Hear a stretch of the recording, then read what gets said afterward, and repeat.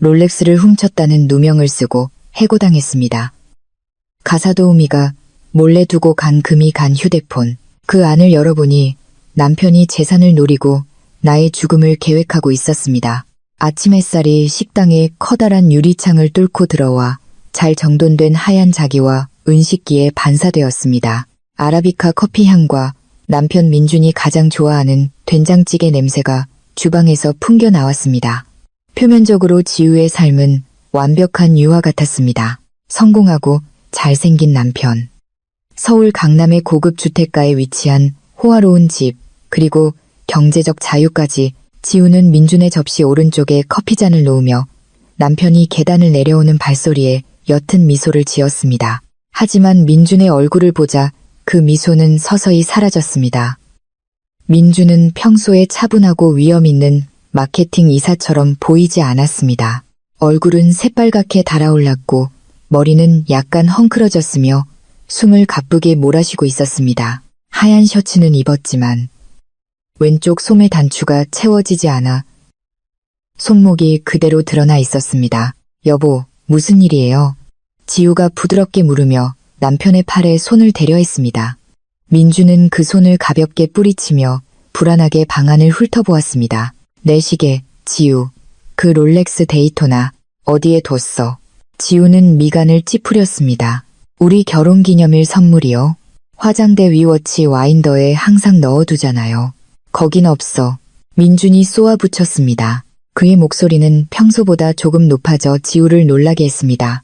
거기도 찾아봤어. 서랍, 양복 주머니, 전부 다. 케이스는 있는데 내용물이 없어. 어젯밤 회사에서 돌아와서 깜빡하고 다른 곳에 둔 거 아닐까요? 지우는 민준의 눈에서 보이는 비정상적인 공포에 심장이 빨리 뛰기 시작했지만 애써 그를 진정시키려 했습니다. 물론 수천만 원을 호가하는 비싼 시계였습니다. 하지만 민준의 반응은 마치 그 물건에 목숨이라도 달린 것 같았습니다. 깜빡한 거 아니야, 지우. 난 항상 거기에 둬. 민준이 거칠게 얼굴을 쓸어내렸습니다. 오늘 싱가포르에서 온 VIP 클라이언트와 미팅이 있어. 외적인 모습이 전부라고. 만약 그 시계가 없어지면 민준은 말을 맺지 못했습니다. 대신 그는 몸을 돌려 한 중년 여성이 식기 건조대를 닦고 있는 깨끗한 주방을 날카롭게 쳐다보았습니다. 박 아주머니, 50대의 그 여성은 지우가 결혼하기 전부터 함께 일해왔습니다. 10년간 흠없이 헌신해 온 분이었습니다. 박 아주머니는 갑자기 방안을 채운 긴장감을 느끼고 몸을 약간 떨며 고개를 숙였습니다. 아주머니, 민준이 크게 불렀습니다. 박 아주머니는 깜짝 놀라 손에 든 행주를 거의 떨어뜨릴 뻔했습니다. 네, 도련님, 제 시계 보셨어요? 은색 줄에 검은색 문자판 있는 거요. 제가 보통 화장대에 두는 거. 아, 아닙니다, 도련님. 저는 도련님과 사모님 화장대 위물건은 감히 만지지도 못합니다. 그냥 바닥 청소만 했습니다. 박 아주머니가 떨리는 목소리로 대답했습니다. 민주는 위협적인 걸음으로 다가갔습니다. 내가 출근했을 때 우리 방에 들어올 수 있는 사람이 아주머니랑 지우뿐인 거 확실하죠. 지우가 자기 남편 물건을 가져갈 리는 없고 맹세합니다, 도련님. 전 절대 가져가지 않았습니다. 박 아주머니는 울기 시작했습니다. 지우가 즉시 민준과 박 아주머니 사이에 서며 중재에 나섰습니다. 여보, 잠깐만요. 함부로 의심하지 말아요. 박 아주머니는 저랑 10년이나 함께 했어요. 장보고 남은 잔돈 한 푼도 가져간 적 없는 분이라고요. 다시 천천히 찾아봐요. 소파 틈에 끼었거나 차에 두고 내렸을 수도 있잖아요.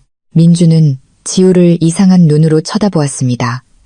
분노, 두려움, 그리고 지우가 읽을 수 없는 절망 같은 것이 섞여 있었습니다. 천천히 찾을 시간 없어. 지우, 그건 자산이야. 그리고 난 지금 아무도 못 믿어. 민준이 차갑게 내뱉었습니다. 비켜, 내가 뒤쪽 방을 뒤져보겠어. 여보, 지우가 소리쳤지만 민준은 이미 박 아주머니가 사는 주방 뒤 작은 골방, 서비스 공간으로 향하고 있었습니다. 박 아주머니의 방은 작지만 깔끔했습니다. 플라스틱 옷장 하나, 바닥에 놓인 얇은 매트리스, 그리고 작은 선풍기 한 대가 전부였습니다. 벽에는 고향에 있는 손주들 사진이 붙어 있었습니다. 평소 평화롭던 그 공간은 이제 아수라장이 되었습니다. 민주는 박 아주머니의 플라스틱 옷장 내용물을 모두 끌어냈고 낡은 몸빼 바지와 옷까지 기도 용품들이 바닥에 흩어졌습니다. 민준 씨, 그만해요. 이건 너무하잖아요. 지우가 남편의 팔을 붙잡으며 외쳤습니다. 박 아주머니는 문가에 서서 자신의 사생활이 짓밟히는 것을 보며 흐느껴 울었습니다. 조용히 해, 지우. 당신은 너무 물러터졌어. 민주는 돌아보지도 않고 소리쳤습니다. 그는 무릎을 꿇고 박 아주머니의 매트리스를 거칠게 들어 올렸습니다. 그리고 그곳에 그 물건이 있었습니다. 짙은 녹색 벨벳 상자. 민준이 보통 그들의 옷장 가장 아래 서랍에 보관하던 예비 시계 상자였습니다. 그 상자는 침대 밑에 얇은 먼지를 뒤집어 쓴 채 놓여 있었습니다. 민준은 연극적인 동작으로 그것을 낚아챘습니다. 이것 봐. 지우는 입을 다물지 못했습니다. 민준이 상자를 열었습니다. 비어 있었습니다. 시계는 어딨어? 민준이 돌아서서 빈 상자를 박 아주머니 얼굴에 들이댔습니다. 상자가 여기 있다는 건 네가 이미 시계를 팔아치웠다는 거겠지. 안 그래? 박 아주머니의 얼굴이 솜처럼 하얗게 질렸습니다. 다리에 힘이 풀려 그녀는 바닥에 주저앉았습니다. 하느님 맙소사, 도련님. 저는 저 상자가 왜 저기 있는지 모릅니다. 본 적도 없어요. 맹세합니다, 도련님. 도둑이 자기가 도둑이라고 인정하는 거 봤어? 그랬다간 교도소가 꽉 찼겠지. 민주는 상자를 바닥에 던졌고 고통스러운 쿵 소리가 났습니다. 지우는 혼란스러웠습니다. 증거는 눈앞에 있었습니다. 상자는 분명히 박 아주머니 방에 있었습니다. 하지만 마음은 믿기를 거부했습니다. 박 아주머니는 민준이 해외 출장을 갔을 때 지우가 장티푸스로 아플 때 돌봐준 사람이었습니다. 박 아주머니는 유리잔을 깨뜨리거나 옷에 얼룩을 묻혔을 때 항상 정직하게 말하던 사람이었습니다. 수천만 원짜리 시계를 훔치는 것은 그녀의 성격과 너무나도 맞지 않았습니다. 여보, 아마 오해가 있을 거예요. 지우가 힘없이 중얼거렸습니다. 아주머니가 방 청소하다가 실수로 딸려 들어갔을 수도 있고요. 딸려 들어가. 그 상자는 가장 아래 서랍, 숨겨진 곳에 있었어. 지우, 우리가 없을 때 방을 뒤진 게 틀림없어. 민준이 지우의 어깨를 붙잡았습니다. 그의 눈은 지우에게 동의를 강요하듯 날카롭게 응시했습니다. 그 여자는 당신의 친절을 이용한 거야. 당신이 물러터졌으니까 우리를 조금씩 갉아먹을 수 있다고 생각한 거지. 오늘은 시계, 내일은 뭐, 당신 보석, 이 집 문서. 민준의 물러터졌다는 말이 비수처럼 꽂혔습니다. 지금까지 민준은 항상 지우의 부드러움을 칭찬했었습니다. 하지만 오늘 그 단어는 모욕처럼 들렸습니다. 저는 안 가져갔어요. 사모님, 제발 저를 믿어주세요. 박 아주머니가 손을 모아 빌며 흐느꼈습니다. 민준은 역겹다는 듯 혀를 찼습니다. 드라마는 그만하고 이제 시계 어딨어? 어디에다 팔았어? 안 가져갔습니다. 도련님. 좋아, 내 입이 계속 잠겨 있다면 경찰이 강제로 열게 해주지. 민준이 바지 주머니에서 최신 스마트폰을 꺼냈습니다. 안 돼요. 지우가 민준의 손을 막았습니다. 경찰은 안 돼요. 여보, 고향에 있는 가족들이 불쌍하잖아요. 민준은 믿을 수 없다는 눈으로 지우를 쳐다보았습니다. 당신 물건을 훔쳤는데 아직도 불쌍해? 세상에, 지우. 좋아, 내 아내가 너무 착하니까. 민주는 살기 어린 눈으로 박 아주머니를 쳐다보았습니다. 지금 당장 짐 싸. 지금 이 순간. 내 집에서 당장 나가. 15분. 민준이 준 시간이었습니다. 따뜻했던 집안 분위기는 이제 차갑고 섬뜩하게 변했습니다. 민준은 거실 중앙에 팔짱을 끼고 서서 마치 교도관처럼 뒤쪽으로 향하는 복도를 감시했습니다. 그는 박 아주머니가 다른 물건을 챙겨가지 못하도록 확실히 하려는 듯 했습니다. 주방에서 지우는 뻣뻣하게 서 있었습니다. 박 아주머니의 짐 싸는 것을 돕고 싶었지만 민준의 시선이 그녀를 얼어붙게 만들었습니다. 자신의 집에서 무력감을 느꼈습니다. 5년간의 결혼 생활 중 처음으로 거실에 서 있는 저 남자가 낯설게 느껴졌습니다. 지우가 알던 민준은 인내심 있는 남자였지. 이렇게 폭발하고 노인을 범죄자처럼 내쫓는 남자가 아니었습니다. 박 아주머니는 낡은 여행 가방 하나와 남은 물건을 담은 라면 상자를 들고 방에서 나왔습니다. 눈은 퉁퉁 붓고 코는 빨갰습니다. 그녀는 감히 거실 쪽을 쳐다보지 못했습니다. 박 아주머니는 지우에게 다가왔습니다. 주인에게 안기고 싶었지만 자신의 처지를 알았습니다. 그녀는 그저 가슴에 두 손을 모았습니다. 죄송합니다, 사모님. 그동안 잘해주셔서 감사했습니다. 박 아주머니가 갈라진 목소리로 속삭였습니다. 아주머니, 민준 씨를 용서하세요. 지우가 눈물을 글썽이며 속삭였습니다. 그녀는 바지 주머니를 뒤져 지갑에서 꺼내 쥔 10만 원짜리 몇 장을 쥐었습니다. 이건 고향 내려가는 차비예요. 박 아주머니는 지우의 손을 거절하며 조용히 고개를 저었습니다. 안 됩니다, 사모님.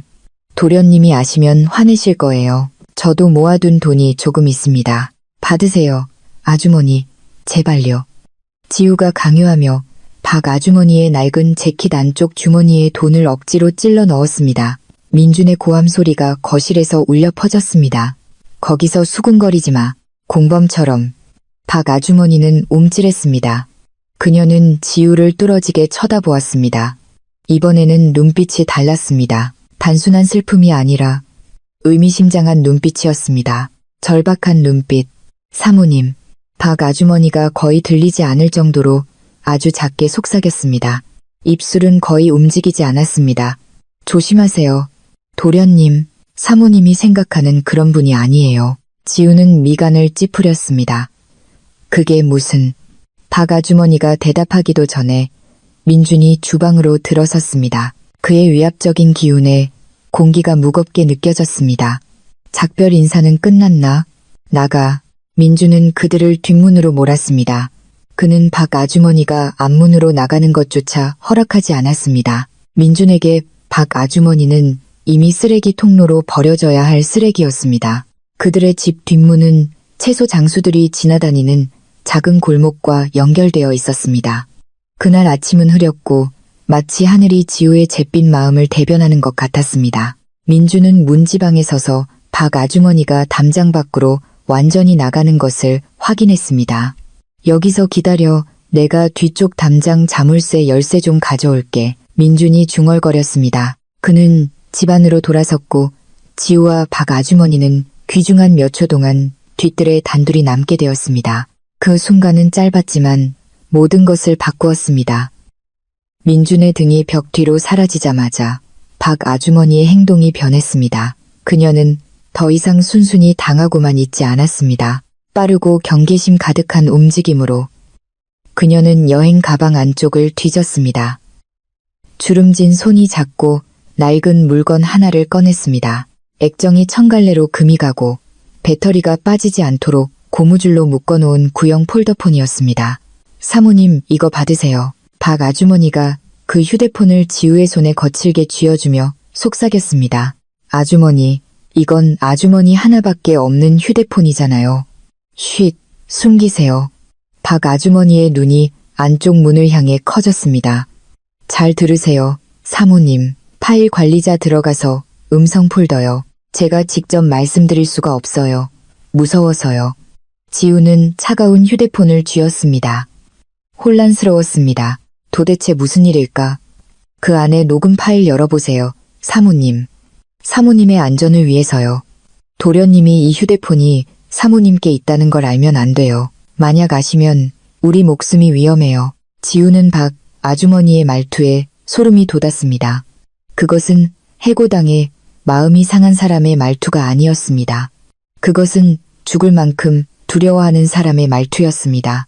민준의 발소리가 다시 가까워졌습니다. 자기도 모르는 반사신경으로 지우는 낡은 휴대폰을 바지, 허리춤 뒤로 밀어넣고 입고 있던 헐렁한 티셔츠로 튀어나온 부분을 가렸습니다. 심장이 터질 것처럼 세차게 뛰었습니다. 민준이 자물쇠를 들고 다시 나타났습니다. 얼굴은 여전히 굳어 있었습니다. 자, 나가. 박 아주머니는 지우를 슬쩍 쳐다보았습니다. 무거운 짐을 암시하는 작별의 눈빛이었습니다. 그리고 가방을 들고 담장 밖으로 걸어 나갔습니다. 민주는 즉시 자물쇠를 찰칵 소리를 내며 잠갔습니다. 끝났다는 소리였습니다. 휴, 끝났다. 민준이 긴 숨을 내쉬었습니다. 마치 무거운 짐을 방금 내려놓은 것 같았습니다. 그는 돌아서서 지우를 바라보았습니다. 얼굴이 부드러워졌습니다. 다정한 남편의 가면이 다시 쓰였습니다. 그는 지우의 뺨을 어루만졌습니다. 미안해 여보. 내가 아까 좀 심했지. 우리를 위해서 그런 거야. 집에 도둑이 있는 건 싫으니까 내가 더 믿을 만한 파견 업체에서 새로운 도우미 구해줄게. 지우는 억지 미소를 지었습니다. 허리 뒤쪽에서 금이 간 휴대폰이 피부를 태울 듯 뜨겁게 느껴졌습니다. 네 여보, 당신 말이 맞아요. 지우가 나지막이 말했습니다. 지금까지 숭배해온 남편에게 한 첫 번째 거짓말이었습니다. 2시간 후 민주는 이미 출근했습니다. 그는 싱가포르 클라이언트와의 미팅 시간에 쫓긴다는 핑계로 서둘러 떠났습니다. 그의 행운의 롤렉스 시계는 없었지만 말입니다. 거대한 집은 이제 고요했습니다. 숨 막히는 정적이었습니다. 지우는 안방 침대 가장자리에 앉았습니다. 손에는 박 아주머니의 폴더폰이 놓여 있었습니다. 명품으로 가득한 이 호화로운 방에서 그 물건은 너무나도 이질적으로 보였습니다. 휴대폰은 더럽고 기름때가 껴 있었으며 액정은 심하게 깨져 있었습니다. 지우는 위쪽의 전원 버튼을 눌렀습니다. 화면이 희미하게 켜지며 픽셀이 깨져 군데군데 끊어진 상징적인 악수 로고가 나타났습니다. 배터리는 한 칸밖에 남지 않았습니다. 아이폰의 터치스크린에 익숙한 지우의 손가락은 뻑뻑한 물리적 내비게이션 버튼을 누르는데 어색함을 느꼈습니다. 갤러리, 메모리 카드, 음성 녹음, 그곳에는 단 하나의 파일만 있었습니다. 제목은 자동으로 음성 1, AMR로 되어 있었습니다. 녹음된 날짜는 어제 오후 4시 30분이었습니다. 그때 지우는 밖에서 친구들과 브런치 모임을 하고 있었고 민주는 아직 퇴근 전이어야 할 시간이었습니다. 지우는 마른 침을 삼켰습니다. 중앙의 재생 버튼 위에서 손가락이 떨렸습니다. 처음에는 정적인 잡음만 들렸습니다. 그러다 발소리가 울렸습니다. 박 아주머니가 옷 주머니나 문틈에서 녹음한 것 같았습니다. 소리는 약간 먹먹했지만 여전히 선명했습니다. 그리고 민준의 목소리가 들렸습니다. 아주 선명하게. 안전해. 물건은 이제 내 손에 있어. 지우는 얼어붙었습니다. 그건 민준의 목소리였습니다. 하지만 억양이 달랐습니다. 부드러움도 위험도 없었습니다. 거칠고 다급하며 교활한 말투였습니다. 가격이 떨어지는 건 상관없어. 오늘 오후까지 현금 2억이 당장 필요하다고, 형. 안 그러면 형네 사람들이 길에서 날 끝장낼 거잖아. 안 그래? 잠시 침묵이 흘렀습니다. 민주는 전화 상대방의 말을 듣고 있는 것 같았습니다. 걱정 마. 우리 마누라는 절대 모를 거야. 걘 멍청해서 속이기 쉽거든. 내일 아침에 시나리오 하나 만들 거야. 그 늙은 가사 도우미가 희생양이 될 거고 내가 그녀 방에 상자를 갖다 놓으면 끝이야.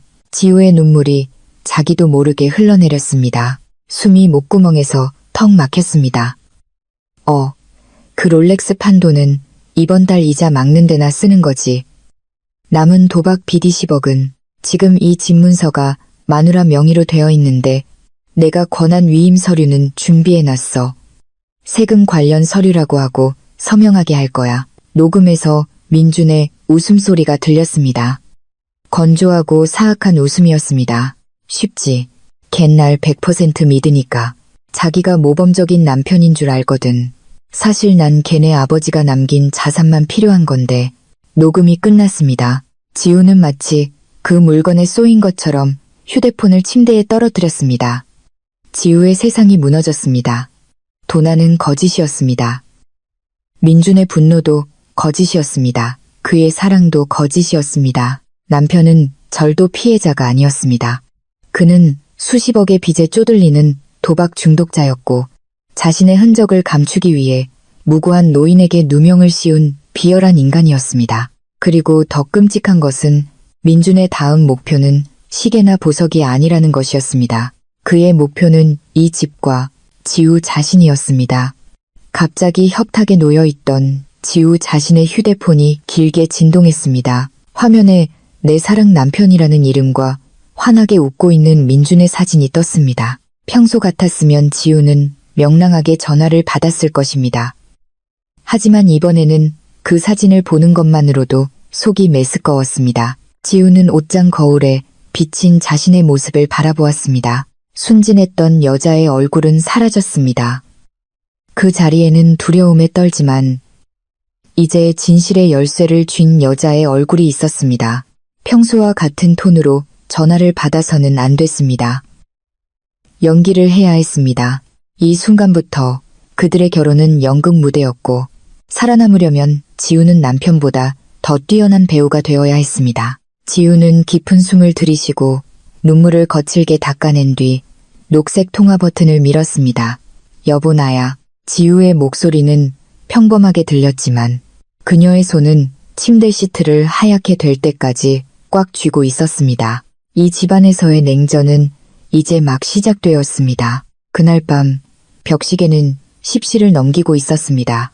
지우는 가스레인지 앞에 서서 향긋한 냄새가 주방을 가득 채운 속꼬리곰탕을 젓고 있었습니다. 손은 수백 번 해온 일과처럼 기계적으로 움직였지만 마음은 먼 곳을 떠돌고 있었습니다. 잠옷바지, 주머니 속박, 아주머니의 폴더폰이 무겁게 느껴졌고 마치 방 전체의 중력을 그쪽으로 끌어당기는 듯 했습니다. 자동문이 열리는 소리가 들렸습니다. 지우의 심장이 쿵쾅거렸습니다. 민준의 차가 들어왔습니다. 숨을 들이쉬어. 지우. 내쉬고. 떨지 마. 지우는 가스레인지를 껐습니다. 그녀는 복도 거울 앞으로 걸어가 억지로 입꼬리를 올렸습니다. 거울에 비친 자신을 바라보았습니다. 순종적이고 순진하며 아무것도 모르는 아내 민준이 그녀를 위해 만든 가면을 이제는 그 창조주에게 맞서기 위해 써야 했습니다. 현관문이 열렸습니다. 민준이 어깨에 재킷을 걸친 채 들어섰습니다. 피곤해 보였지만 눈에는 감출 수 없는 안도의 빛이 서려 있었습니다. 아침에 그를 폭발하게 만들었던 무거운 짐이 마치 사라진 것 같았습니다. 나왔어. 민준이 외쳤습니다. 지우는 그를 맞으러 걸어가 남편의 손등에 입을 맞췄습니다. 민준의 피부는 차갑게 느껴졌고 지우의 가슴 속 뜨거운 격정과 대조를 이루었습니다. 오늘 하루 어땠어요? 미팅은 잘 됐고요. 민준이 지우의 이마에 입을 맞췄습니다. 그 입술, 녹음 속에서 지우의 파멸을 계획하던 바로 그 입술이었습니다. 지우는 갑자기 목구멍으로 치밀어 오르는 메스꺼움을 참았습니다. 물론이지. 싱가포르 클라이언트가 아주 만족했어. 민준은 눈 하나 깜빡하지 않고 거짓말을 했습니다. 그는 신발을 벗고는 텅 빈 자신의 손목을 흘깃 보았습니다. 얼굴이 슬픈 표정으로 바뀌었습니다. 완벽한 연기였습니다. 근데 뭐랄까, 그 시계가 없으니까 뭔가 허전하네. 아직도 박 아주머니가 그랬다는 게 믿기지 않아. 지우는 소리치지 않기 위해 입술 안쪽을 깨물어야 했습니다. 이제 그만 생각해요, 여보. 그냥 애꼬맸다고 쳐요. 중요한 건 당신 미팅이 성공한 거잖아요. 당신 말이 맞아. 당신은 정말 이해심 많은 아내야. 민준이 미소를 지으며 식탁으로 걸어갔습니다. 와, 속꼬리 곰탕이네. 내가 배고픈 거 어떻게 알았지? 오늘 낮에 프레젠테이션 하느라 바빠서 밥도 못 먹었어. 거짓말. 지우는 속으로 생각했습니다. 당신은 프레젠테이션을 한 게 아니야. 당신은 암시장에서 거래를 했지. 그날 저녁 식사는 지우의 인생에서 가장 힘든 고문이었습니다. 그녀는 5년간 결혼 생활을 한 남자 앞에 앉아 있었습니다. 그의 모든 행동 하나하나를 관찰했습니다. 민준이 고기를 자르는 방식, 국물을 마시는 방식, 회사 농담을 하며 가볍게 웃는 방식, 모든 것이 평범해 보였습니다. 너무나도 평범했습니다. 그것이 가장 끔찍한 부분이었습니다. 민준은 무섭게 생긴 괴물이 아니었습니다. 그는 다른 사람의 인생을 망친 후에 상쾌하게 웃을 수 있는 괴물이었습니다. 아, 맞다, 여보. 지우가 천천히 숟가락을 내려놓으며 화제를 꺼냈습니다. 아까 은행에서 전화 왔는데 한도 높은 신용카드 만들어준다고 하더라고요. 전 거절했지만요. 우리 재정 상태 아직 괜찮은 거죠?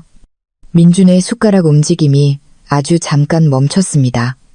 아주 짧아서 거의 보이지 않았지만 지우는 그것을 포착했습니다. 민준은 가볍게 헛기침을 했습니다. 텔레마케터 전화를 뭐 하러 받아줘? 괜찮아, 당연하지. 왜 그런 걸 물어봐?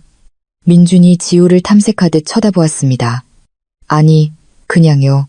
나중에 우리 아이 생기면 들 교육비 적금이 당신 다른 통장에 있잖아요. 그냥 그게 문제 없는지 확인하고 싶어서요. 내년에 국제학교 들어가려면 비용이 많이 들 테니까. 걱정 마, 여보. 모든 게 잘 관리되고 있으니까. 내가 회사에서는 재무관리자인데 설마 집안 재정을 엉망으로 관리하겠어? 민준이 웃었지만 눈은 따라 웃지 않았습니다. 당신은 돈 걱정할 필요 없어. 당신 임무는 집에서 예쁘게 있고 나를 돌보고. 그는 집안을 둘러보았습니다. 우리 자산을 지키는 거야. 자산이라는 단어가 지우의 귀에는 위협처럼 들렸습니다. 그날 밤 민준이 깊이 잠들어 코를 골 때 지우는 눈을 크게 뜨고 누워 있었습니다. 남편의 등을 바라보았습니다. 예전에 잠들 때 껴안던 그 등은 이제 지우를 현실과 분리하는 차가운 벽처럼 느껴졌습니다. 지우는 천천히 일어나 협탁에 놓인 민준의 휴대폰을 집었습니다. 잠겨 있었습니다. 페이스 아이디. 민준을 깨우지 않고는 열 수 없다는 것을 알았습니다. 그녀는 휴대폰을 다시 내려놓았습니다. 다른 방법이 필요했습니다. 남편보다 더 똑똑해져야 했습니다. 다음 날 민준의 차가 마당을 떠나자마자 지우는 바로 행동에 옮겼습니다. 그녀는 평소처럼 친구들 모임이나 헬스장에 가지 않았습니다. 그녀는 2층에 있는 민준의 서재로 들어갔습니다. 민준이 항상 신성한 업무 공간이라고 말하며 들어오지 못하게 했던 방이었습니다. 지우는 민준이 집에 두고 간 오래된 노트북을 켰습니다. 자주 사용하지는 않았지만 그의 회사 노트북과 동일한 구글 계정에 연결된 노트북이었습니다. 민준은 로그아웃에 부주의한 사람이었습니다. 그는 지우가 컴맹이라 이해하지 못할 것이라고 너무 자신했습니다. 지우는 브라우저를 열었습니다. 예상대로 그의 구글 계정은 여전히 로그인 상태였습니다. 지우의 손가락이 능숙하게 검색 기록을 열었습니다. 비어 있었습니다. 민준이 삭제한 것이었습니다. 지우는 구글맵 타임라인으로 넘어갔습니다. 사람들이 자주 있는 기능이었습니다. 민준은 위치 추적 기능을 끄는 것을 잊었습니다. 지우는 어제의 민준의 이동 경로를 보았습니다. 오전 9시 집 출발, 오전 10시 15분, 그의 사무실이 있는 강남이 아닌 종로 3가 도착, 오전 11시부터 오후 1시까지 오래된 상가 건물에 머댄, 오후 2시 잠시 사무실로 복귀. 종로라고 지우가 중얼거렸습니다. 그녀는 그 지점의 지도를 확대했습니다. 그곳에는 많은 가게들이 있었지만 민준이 일주일 전에 즐겨찾기로 표시해둔 한 이름이 그녀의 눈길을 끌었습니다. 센토사 시계 보석. 지우는 새 탭을 열어 인터넷 뱅킹에 접속을 시도했습니다. 민준의 아이디는 본 적이 있어서 알았지만 비밀번호는 지우는 그들의 결혼기념일을 시도했습니다. 실패. 민준의 생일. 실패. 지우는 바가주머니에 녹음을 떠올렸습니다. 민준이 백 회장이라는 이름을 언급했습니다. 설마? 지우는 민준이 낙서 종이에 썼던 이상한 조합 드라건 88을 시도했습니다. 실패. 지우는 거의 포기하려다 한숨을 쉬었습니다. 그때 모니터 아래에 붙어있는 포스트잇 쪽지를 보았습니다. 휘갈겨 쓴 글씨. 어머님 생신. 지우는 돌아가신 시어머니의 생년월일을 입력했습니다. 로그인 성공. 화면에 잔액을 본 순간 지우의 심장이 뗀는 것 같았습니다. 주 계좌 1,500원, 예금 계좌 200원, 정기예금 0원. 민준의 수억 원대 연간 보너스는 어디로 갔을까? 그들의 공동 저축은 어디로 갔을까? 지우는 거래 내역 메뉴를 클릭했습니다. 화면은 출금 내역으로 가득 차 있었습니다. 출금, 출금, 출금. 목적지는 다양했습니다. M88 입금, ZUSBOLT, 백용수라는 계좌로 이체. 지난 3개월 동안 민주는 총 25억 원을 온라인 도박 사이트와 의심스러운 개인 계좌로 이체했습니다. 지우는 비명을 참기 위해 손으로 입을 막았습니다. 그들은 파산했습니다. 파산 이상으로 민주는 이자가 계속 불어나는 빚을 지고 있었습니다. 이 호화로운 삶은 곧 깨질 텅 빈 껍데기에 불과했습니다. 하지만 가장 고통스러운 것은 돈 문제가 아니라 그 이체 날짜들이었습니다. 지난달 결혼기념일에 5천만 원이라는 큰 금액이 이체되었습니다. 그때 민주는 보너스가 아직 나오지 않아 선물을 사줄 수 없다고 말했습니다.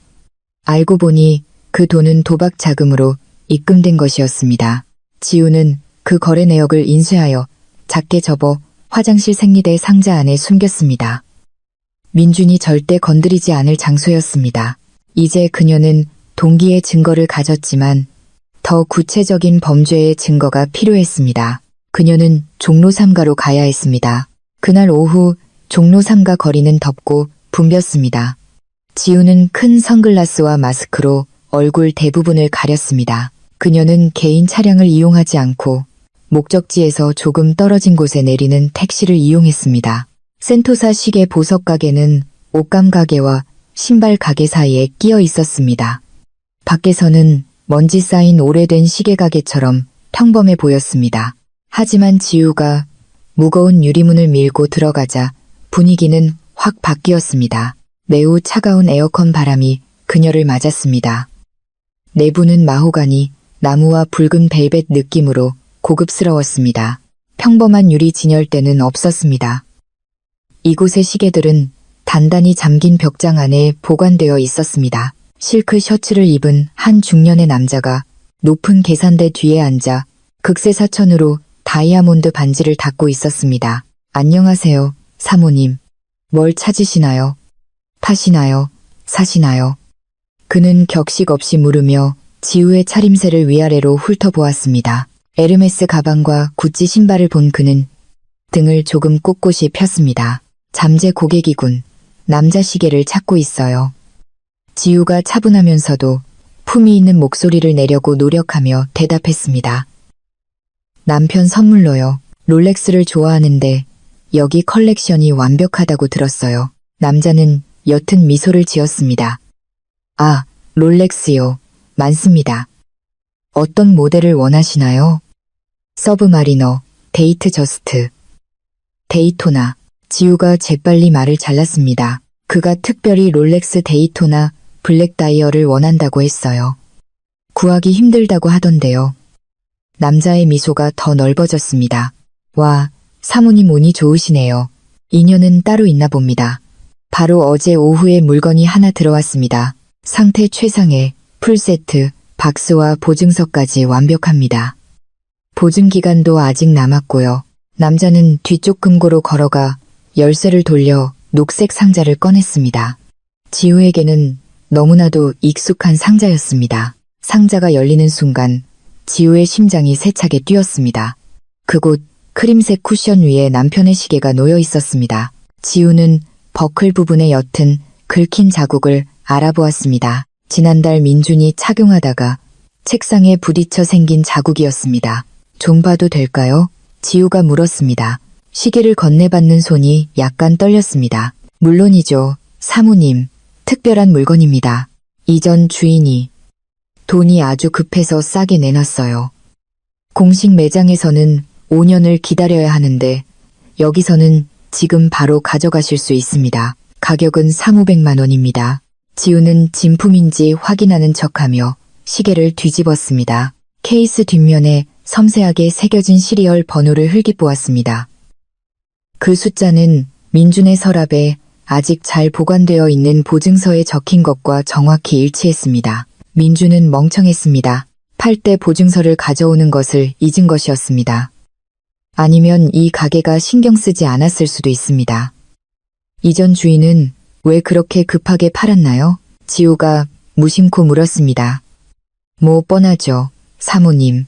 젊은 친구들이 허세 부리다가 주식이나 도박에 손대고 돈 잃으면 자산 파는 거죠. 가게 주인이 껄껄 웃었습니다. 이름이 민준 씨였나? 그랬을 거예요. 아주 멀끔하게 생겼는데 여기 와서 현금으로 달라고 할 때는 식은땀을 뻘뻘 흘리더라고요. 지우의 세상이 빙빙 도는 것 같았습니다. 구두 확인, 식은땀을 흘리는 민준, 현금 요구, 지우는 시계를 다시 테이블에 내려놓았습니다. 그것이 그들의 부부 공동 재산에서 훔친 돈 한 푼이라고 소리치고 싶었습니다. 하지만 지금은 그럴 때가 아니라는 것을 알았습니다. 그녀는 적의 영역에 있었습니다. 아주 좋네요. 지우가 말했습니다. 하지만 남편에게 먼저 물어봐야겠어요.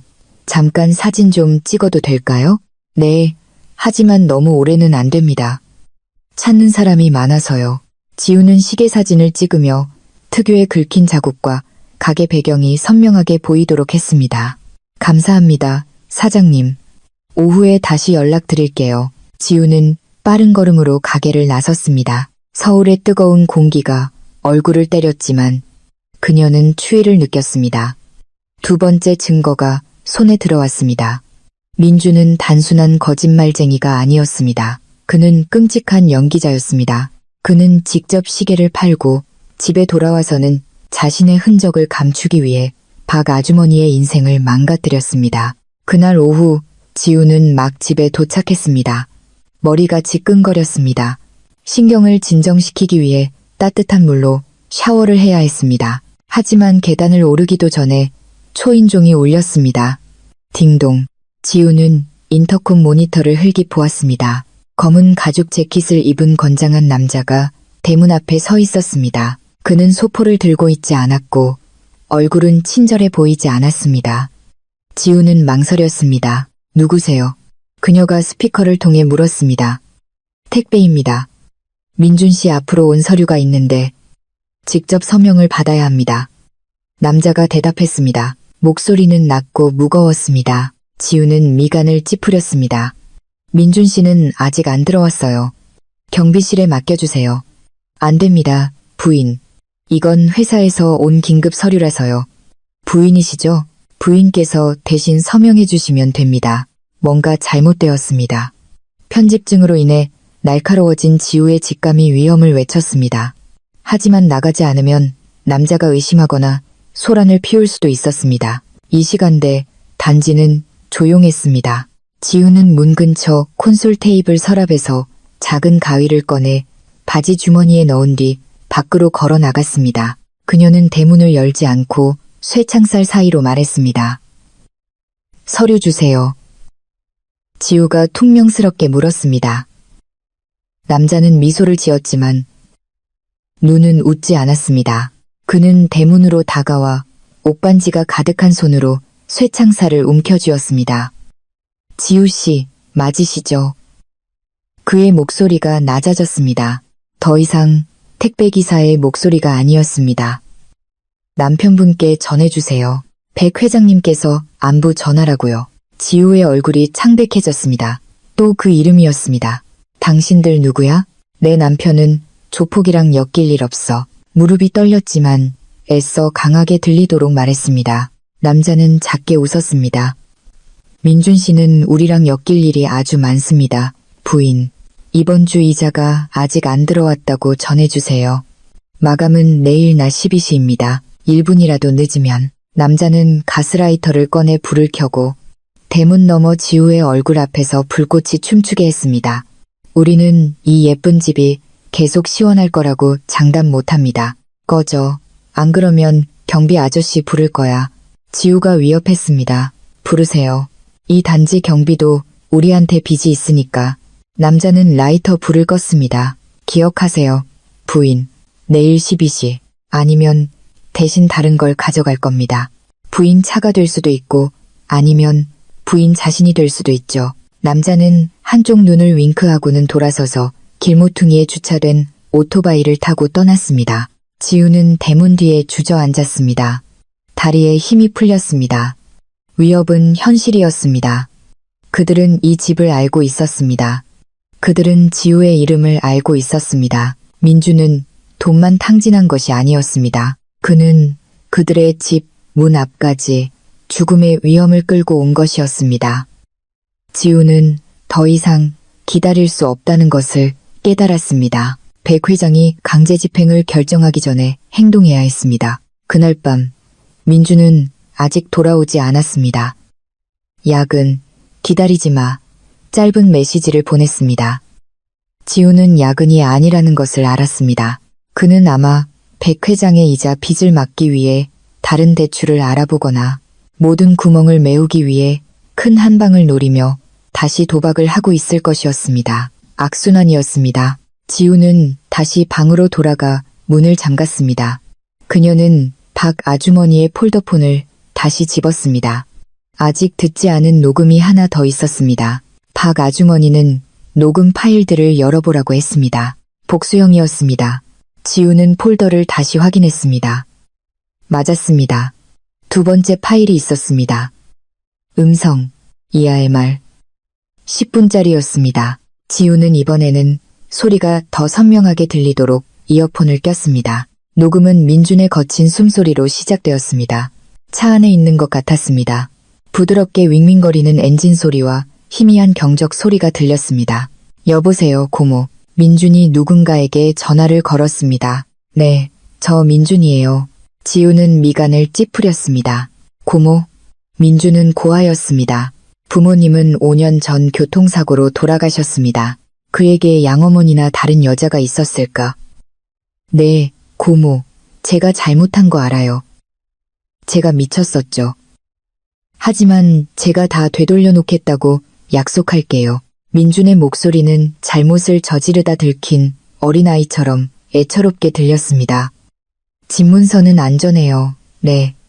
그게 지우 명의로 되어 있긴 한데 제가 위조된 증여 계약서는 준비해놨어요. 내일 모레 서명하게 만들 거예요. 걔는 속이기 쉬워요. 자세히 읽어보지도 않을 거고요. 지우는 입을 틀어막았습니다. 걔가 서명하자마자 제 이름으로 바로 명의 변경하고 그걸로 은행에 담보 대출 받을 거예요. 50억 정도 나올 거예요. 그걸로 백 회장 빚 갚고 남은 돈은 우리가 제주도에서 새로 사업 시작할 자금으로 써요. 우리. 지우 걘 그냥 버려요. 어차피 걔한텐 저밖에 없잖아요. 긴 침묵. 그리고 전화기 스피커 너머로 희미하게 들려오는 거칠고 나이든 여자의 목소리. 그 멍청한 년이 의심하지 않도록 확실히 해. 필요하면 작은 사고라도 내서 머리를 더 멍하게 만들어버려. 지우의 피가 끓어올랐습니다.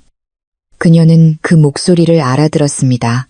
그것은 민준의 돌아가신 아버지의 여동생. 항상 지우에게 다정하게 대해주고 명절마다 떡을 가져다 주던 민준의 고모 목소리였습니다. 그녀가 조카와 공모하여 지우를 약탈하려 했던 것이었습니다. 네, 고모, 걱정 마세요. 고모가 주신 수면제, 제가 매일 밤 걔 음료에 조금씩 섞고 있어요. 그래서 요즘 걔가 자주 어지러워하고 깜빡하는 거예요. 나중에 서명할 때 반쯤 정신 나간 상태로 만들려고요. 지우는 거칠게 이어폰을 벗어 던졌습니다. 손으로 목을 더듬었습니다. 숨이 막히는 것 같았습니다. 수면제, 그래서 그랬구나. 최근 지우가 자주 무기력하고 열쇠를 어디 뒀는지 잊어버리고 너무 깊이 잠들었던 이유. 스트레스나 나이 탓이라고 생각했었습니다. 알고 보니 그녀는 남편에 의해 서서히 독살당하고 있었던 것이었습니다. 지우는 화장실로 달려가 세면대에 위액을 토해냈습니다. 방금 먹은 속꼬리곰탕, 민준이 아침에 타준 커피, 모든 것이 독처럼 느껴졌습니다. 그녀는 차가운 물로 얼굴을 씻고 거울을 바라보았습니다. 눈이 빨갛게 충혈되어 있었습니다. 하지만 이번에는 슬픔의 눈물이 아니었습니다. 그것은 분노의 눈물이었습니다.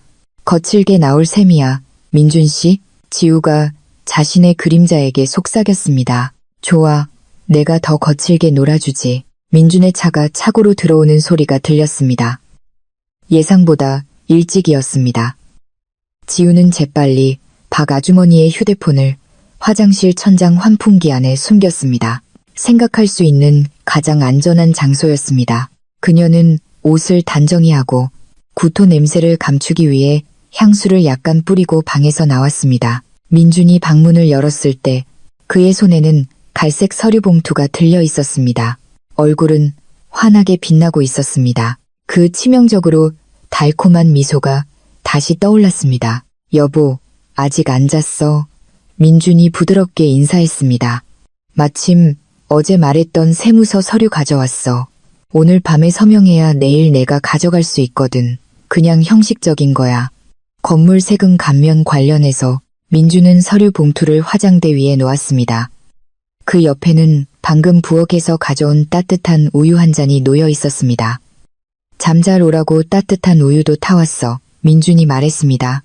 지우는 우유 잔을 바라보았습니다. 따뜻하게 김이 피어오르는 하얀 우유, 잔 속의 죽음, 그리고 갈색 서류 봉투를 바라보았습니다. 그녀의 재정적 죽음, 지우는 달콤하게, 아주 달콤하게 미소 지었습니다. 고마워요, 여보. 거기 둬요. 이따 마실게요. 내가 먼저 어깨 좀 주물러 줄게요. 당신 엄청 피곤해 보이네. 지우는 민준의 뒤로 걸어갔습니다. 손이 남편의 어깨에 닿았습니다. 그녀는 마사지를 시작했고 머릿속으로는 빠르게 복수 계획을 짜고 있었습니다. 오늘 밤 민준은 그녀의 서명을 받지 못할 것입니다. 오늘 밤 지우가 그에게 복수의 약을 주기 시작할 것이었습니다. 다음 날 아침 집은 금으로 도금된 감옥처럼 느껴졌습니다. 지우는 자신의 모든 움직임이 감시당하고 있다는 것을 알았습니다. CCTV 카메라는 아니었습니다. 민준은 집안에 카메라를 설치하기에는 너무 인색했습니다. 대신 남편의 의심 가득한 시선이었습니다. 어디가? 민준이 깔끔한 옷을 입고 핸드백을 든 지우를 보고 날카롭게 물었습니다. 그는 거실에 앉아 비즈니스 신문을 읽는 척하고 있었지만 눈은 잠을 못 자 빨갛게 충혈되어 있었습니다. 지우는 숨을 참고 거울 앞에서 연습한 지친 얼굴로 돌아섰습니다. 병원에요, 여보. 어젯밤부터 머리가 너무 아파요. 아마 현기증이 도졌나 봐요. 민준은 그녀를 뚫어지게 쳐다보았습니다. 그럴듯한 이유였습니다. 그가 지우의 우유에 섞은 수면제는 실제로 어지럼증과 방향 감각 상실 효과를 일으켜야 했습니다. 민준은 계획이 성공했다고 느끼며 옅은 미소를 지었습니다. 그래, 내가 데려다 줄까? 그가 형식적으로 물었습니다. 아니에요, 여보.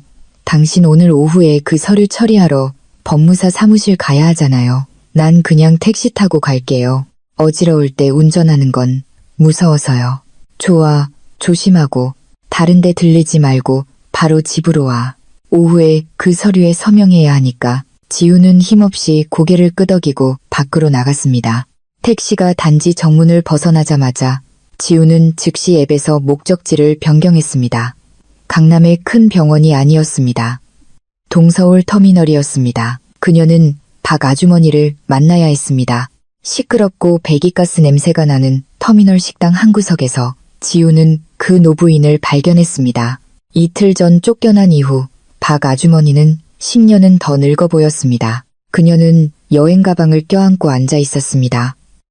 낯선 사람이 지나갈 때마다 얼굴에는 두려움이 서렸습니다. 사모님. 박 아주머니는 지우를 보자 거의 올 뻔했습니다. 그녀는 지우의 손에 입을 맞추려 했지만 지우가 먼저 그녀를 꽉 껴안았습니다. 같은 남자에게 배신당한 두 여자의 포옹이었습니다. 아주머니, 지금 고향에 내려가면 위험해요. 민준 씨가 아주머니 주소를 알아요. 지우가 재빨리 속삭였습니다. 그녀는 두툼한 봉투와 원룸 아파트 열쇠를 꺼냈습니다. 그것은 지우의 친구가 잠시 비워둔 오래된 아파트로 임시로 빌린 것이었습니다. 일단 여기 경기도에 계세요. 필요 없으면 외출하지 마시고 예전 휴대폰은 켜지 마세요. 박 아주머니는 떨리는 손으로 열쇠를 받았습니다. 도련님은 나쁜 사람이에요, 사모님. 정말 나빠요. 제가 들었는데 무서운 사람들이랑 전화 통화하는 걸 들었어요. 사모님이 서명 안 하면 해치려고 한대요. 알고 있어요, 아주머니. 저도 녹음 파일 들었어요. 지우가 박 아주머니의 눈을 날카롭게 쳐다보았습니다. 아주머니, 도움이 하나 더 필요해요. 그 녹음 말고, 혹시 민준 씨가 안방 금고 말고 개인 서류들을 어디에 보관하는지 보신 적 있어요? 박 아주머니는 열심히 생각했습니다. 계단 밑 창고요. 사모님, 낡은 자동차 부품 상자들 뒤에요. 도련님이 밤에 거기서 오랫동안 계시곤 했어요. 제가 한번 엿봤는데 녹슨 과자 깡통 같은 데에 뭔가를 넣는 것 같았어요. 황금 같은 정보였습니다. 고마워요, 아주머니. 이제 가세요. 이 세 번호로만 급한 일 있을 때만 연락하세요. 지우는 새 유심칩을 건넸습니다. 박 아주머니가 경기도행 택시에 타는 것을 확인한 후 지우는 서둘러 집으로 돌아갔습니다. 병원에는 가지 않았지만 약국에는 들렀습니다. 그녀는 평소 먹던 수면제와 비슷한 모양의 비타민과 임신 테스트기를 샀습니다. 임신한 것은 아니었지만 비상 시나리오를 위해 그 도구가 필요했습니다. 오후 4시 민주는 일찍 퇴근했습니다. 얼굴은 긴장되어 있었지만 기대감으로 가득 차 있었습니다. 손에는 어젯밤과 같은 갈색 서류 봉투가 들려 있었습니다. 지우는 소파에 앉아 관자놀이를 마사지하고 있었습니다. 이번에는 정말로 머리가 아팠습니다. 연기에 실패하면 닥칠 운명을 생각하니 머리가 지끈거렸습니다. 의사는 뭐래? 민준이 넥타이를 풀며 물었습니다. 가벼운 스트레스랑 위장 문제래요. 푹 쉬라고 하더라고요. 지우가 나지막이 대답했습니다. 딱 좋네. 이 서류에 서명하고 나면 우리 부담도 줄어들고 당신은 푹 쉴 수 있을 거야. 내가 모든 자산을 관리할게. 민준이 다정하게 말했습니다.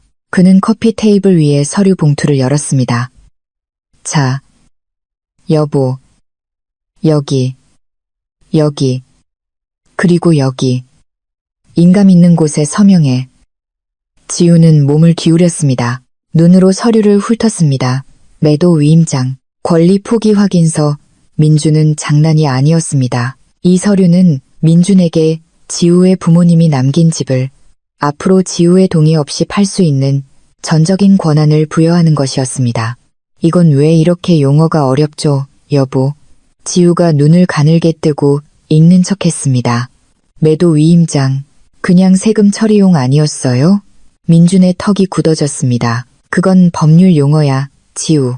법무사 사무실에서 원래 그렇게 만들어. 그래야 세금을 줄일 수 있거든. 나 믿지? 민준이 자신의 비싼 만년필을 내밀었습니다. 그의 손은 지우의 손가락에 펜을 거의 강제로 쥐어주었습니다. 지우는 펜을 받았습니다. 손이 떨렸습니다. 이건 연기가 아니었습니다. 그녀는 정말로 두려웠습니다. 서명하면 그녀는 끝장이었습니다. 지금 거절하면 내일 정오라는 백 회장의 마감 시간에 쫓기는 민준이 폭력을 사용할 수도 있었습니다. 물이라도 한 잔 마셔요, 여보. 내가 가져다 줄게요. 지우가 시간을 벌려고 말했습니다. 됐어. 서명부터 해. 민준이 버럭 소리쳤습니다. 인내심이 바닥난 것이었습니다. 지우는 움찔했습니다. 민준은 자신이 실언했다는 것을 깨달았습니다. 미안해, 여보. 내가 그냥 좀 서둘러서 그래. 법무사 사무실이 5시에 문 닫거든. 자, 서명해. 지우는 펜촉을 종이에 댔습니다. 검은 잉크가 하얀 종이에 닿았습니다. 바로 그때 지우는 계획을 실행했습니다. 아툰. 지우가 배를 잡고 소리쳤습니다. 그녀의 왼손이 테이블 위에 물잔을 세게 쳤습니다. 철퍼덕. 물이 쏟아져 테이블과 서류 일부를 적셨습니다. 지우. 민준이 당황해서 소리쳤습니다. 그는 서류가 흠뻑 젖지 않도록 재빨리 집어들었습니다. 미안해요, 여보. 배가 너무 아파서. 지우가 고통스럽게 몸을 웅크렸습니다. 민준은 휴지로 서류를 닦느라 바빴습니다. 다행히 앞페이지만 젖었고 서명란은 무사했습니다. 그는 마지막 페이지를 다시 내밀었습니다. 다 적기 전에 빨리 서명해. 지우는 다시 펜을 잡았습니다. 이번에는 미룰 선택지가 없었습니다. 그녀는 인감 위에 서명했습니다. 스윽, 스윽. 민주는 잉크가 인감 위에서 마르는 것을 보고 활짝 웃었습니다. 그는 즉시 서류를 빼앗아 봉투에 넣고 마치 새 장난감을 얻은 아이처럼 그것을 껴안았습니다. 끝났다. 당신은 이제 푹 쉬어. 난 이거 법무사 퀵서비스 기사한테 전달해야 해. 민주는 지우의 뺨에 재빨리 입을 맞추고 집 밖으로 달려 나갔습니다. 지우는 몸을 바로 세웠습니다. 복통은 즉시 사라졌습니다. 그녀는 차가운 눈으로 남편의 뒷모습을 바라보았습니다. 민주는 눈치채지 못했습니다. 아까 물이 쏟아졌을 때 테이블을 닦는 혼란 속에서 지우는 민준의 펜을 오늘 낮에 3펜으로 바꿔치기 했다는 것을, 마찰열로 지워지는 잉크를 사용하는 펜, 학생들이 자주 쓰는 그런 펜이었습니다. 그리고 민준에게 더 치명적인 것은 지우가 자신의 이름을 서명할 때 지와 우의 획을 약간 다르게 썼다는 것입니다. 그녀의 주민등록증 서명 견본과 대조했을 때 은행의 검증을 통과하지 못하게 할 미세한 차이였습니다. 은행은 민준의 대출 신청을 거절할 것이었습니다. 하지만 민준은 내일 그가 거만하게 은행 창구 앞에 섰을 때야 그 사실을 알게 될 것이었습니다. 그리고 그 일이 일어났을 때 지우는 그의 분노에 맞설 준비가 되어 있어야 했습니다. 그날 밤은 기이한 평온 속에서 지나갔습니다. 민주는 야식으로 닭강정을 사들고 와서 마치 세상 최고의 남편인 것처럼 행동했습니다. 그는 이겼다고 느꼈습니다. 집문서를 손에 쥐었다고 느꼈습니다. 나 내일 반차 낼 거야. 민준이 닭강정을 씹으며 말했습니다. 세금 마무리하러? 네 여보, 지우가 짧게 대답했습니다. 민준이 샤워하는 동안 지우는 계단 밑 창고로 빠르게 움직였습니다. 박 아주머니의 말대로 창고는 답답하고 먼지가 많았습니다. 지우는 낡은 자동차 부품 상자들을 치웠습니다. 가장 어두운 구석, 기름 묻은 헝겊으로 덮인 곳에 녹슨 홍차 과자 깡통이 있었습니다. 지우는 그것을 열었습니다. 안에는 과자가 아니었습니다.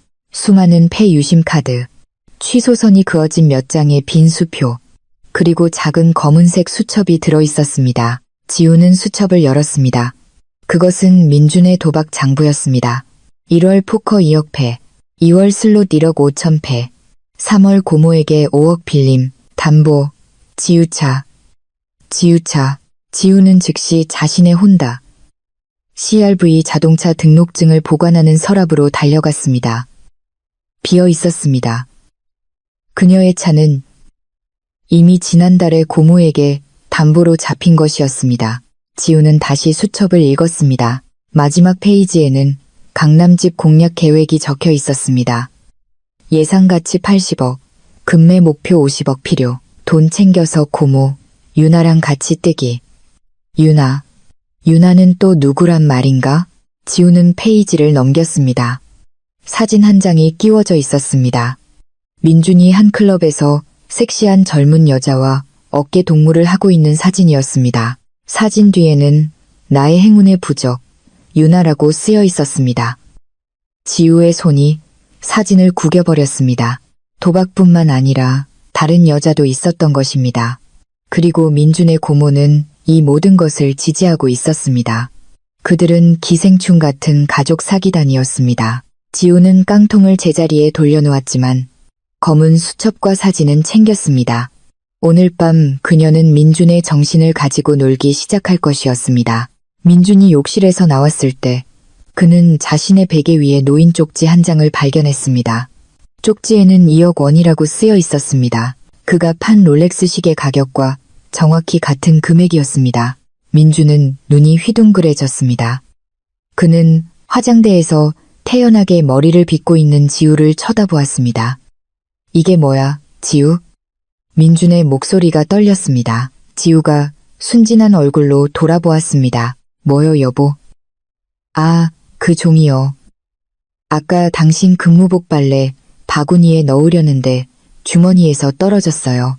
무슨 메모예요? 민준의 얼굴이 창백해졌습니다. 그는 그런 것을 쓴 적이 없다는 것을 알았습니다. 아, 이거. 이건 다음 달 우리 팀 영업 목표야. 응, 매출 목표.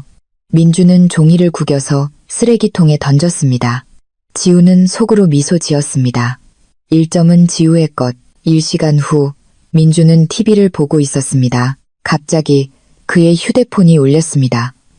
모르는 번호로부터 온 카카오톡 메시지였습니다. 내용은 사진 한 장뿐이었습니다. 종로 전당포에 진열된 자신의 롤렉스 데이토나 사진이었습니다. 아무런 설명도 없이 민주는 소파에서 벌떡 일어났습니다. 그는 그 번호로 전화를 걸었습니다. 연결이 되지 않아 민주는 방으로 달려가 자는 척하고 있는 지우를 쳐다보았습니다. 그는 지우를 깨우고 싶었고 묻고 싶었지만 망설였습니다. 만약 물어보면 자신의 패를 드러내는 셈이었습니다. 민주는 다리미처럼 방안을 서성거리기 시작했습니다. 식은땀이 이마에 흘렀습니다. 누가 그를 미행하고 있는 걸까? 백 회장, 아니면 지우가 아는 걸까? 하지만 지우는 너무나 평온해 보였습니다.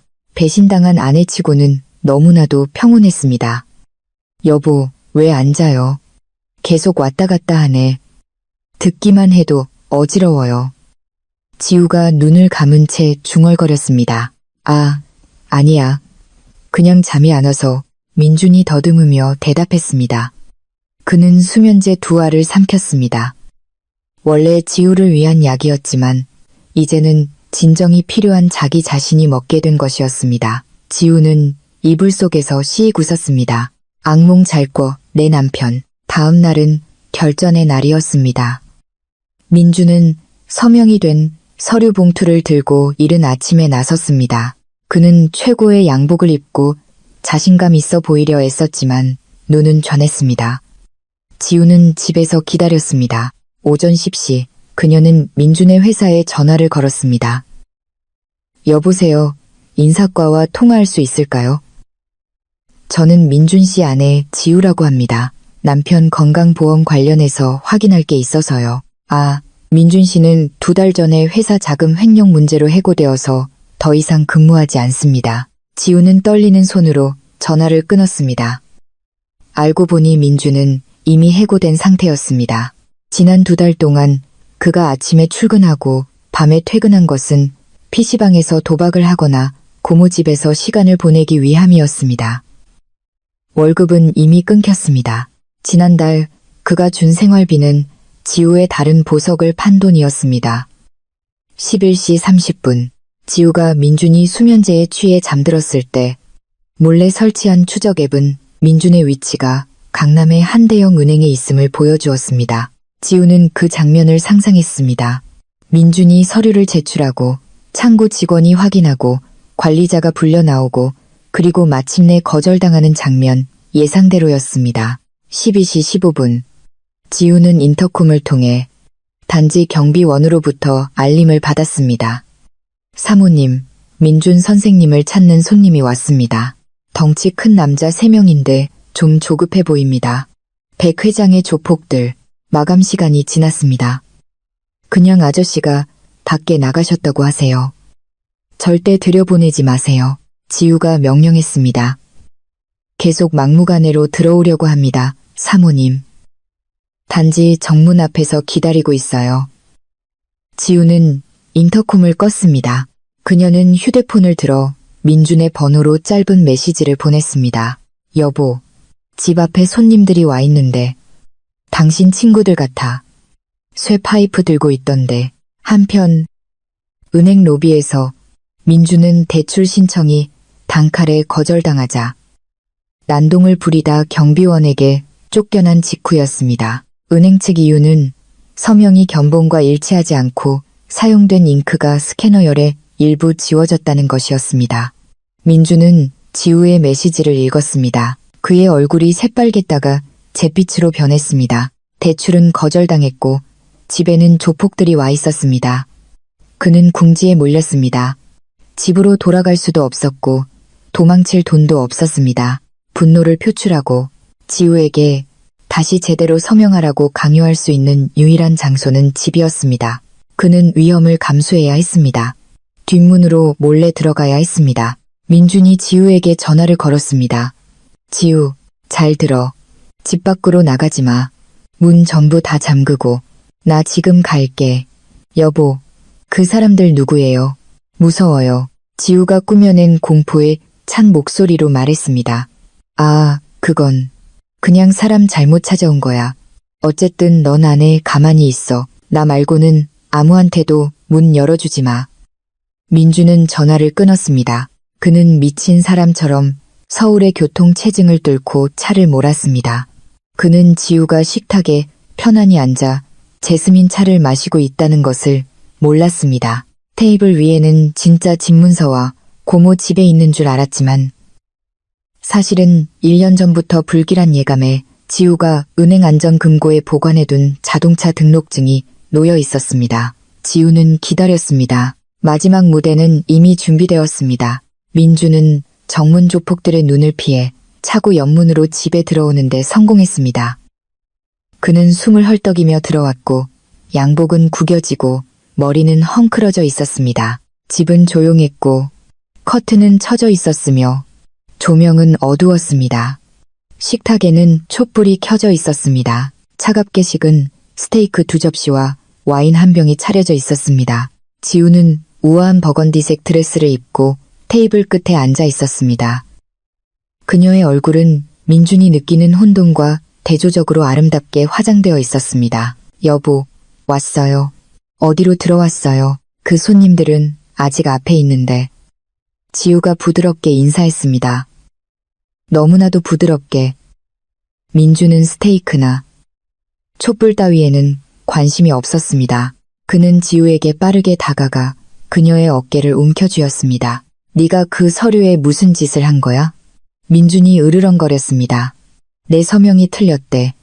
은행에서 거절했어. 일부러 그랬지. 안 그래? 지우는 민준의 손을 부드럽게 뿌리쳤습니다. 그녀는 와인잔을 들어 빙빙 돌렸습니다. 일단 앉아요, 여보. 차분히 얘기해요. 얘기할 시간 없어. 저 앞에 있는 놈들이 날 죽이려고 한다고. 지우, 지금 당장 다시 서명해. 제대로. 민준이 가방에서 구겨진 새 서류를 꺼냈습니다. 지우는 와인을 한 모금 마시고 민준을 쳐다보았습니다. 그 시선에 민준은 한 걸음 물러섰습니다. 그 시선은 공허하고 차가우며 꿰뚫는 듯 했습니다. 나 그 시계에 대해 알아요, 여보. 지우가 무미건조하게 말했습니다. 민준은 얼어붙었습니다. 입이 살짝 벌어졌습니다. 뭐라고? 당신이 박 아주머니에게 누명 씌운 거 알아요. 당신이 그 롤렉스를 종로에서 2억에 판 것도 알고요. 당신이 도박으로 25억을 잃은 것도 2달 전에 해고당한 것도 알아요. 지우의 모든 문장은 민준에게 망치질과 같았습니다. 그리고 지우가 창고에서 찾은 작은 검은 수첩을 들어 올렸습니다. 유나에 대해서도 내 재산을 다 빼앗고 나를 버리려던 당신 계획에 대해서도 알아요. 민준은 석상이 되었습니다. 분노로 가득 찼던 그의 얼굴은 이제 순수한 공포로 변했습니다.